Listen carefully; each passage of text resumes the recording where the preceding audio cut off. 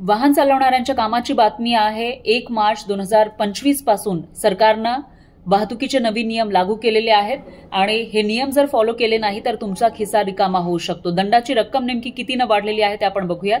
Seat belt शिवाय वाहन चालवलं तर 1000 रुपयांचा दंड बसू शकतो। ट्रिपल सीट बाईक चालवली तर 1000 रुपयांचा दंड लागू शकतो। हेल्मेट शिवाय बाईक चालवली तरी सुद्धा 1000 रुपयांचा दंड लागू शकतो किंवा 3 महिन्यांसाठी लायसन्स जप्त केलं जाऊ शकतं। विमा नसलेलं वाहन चालवलं तर 2000 रुपयांचा दंड पहिल्यांदा, दुसऱ्यांदा पकडले गेला तर 4000 रुपयांचा दंड किंवा 3 महिने तुरुंगवास होऊ शकतो। धोकादायकपणे वाहन चालवलं तर 5000चा दंड बसू शकतो। अतिवेगानं जर वाहन चालवलं तर 5000चा दंड आणि वाहतुकीचं सिग्नल जर तुम्ही मोडलं असेल तर 5000चा दंड।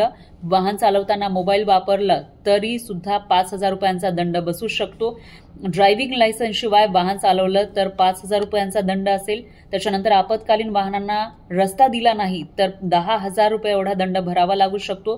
पीयूसी शिवाय वाहन चालवलं तर 10,000 रुपये दंड किंवा 6 महिन्यांचा तुरुंगवास होऊ शकतो।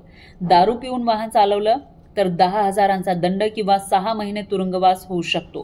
त्याच्यानंतर ओव्हरलोडिंगसाठी 20,000चा दंड बसू शकतो। अल्पवयीन मुलानं वाहन चालवलं तर 25,000 रुपयांचा दंड किंवा 3 वर्षांचा तुरुंगवास आणि 1 वर्षासाठी वाहन नोंदणी रद्द होऊ शकते।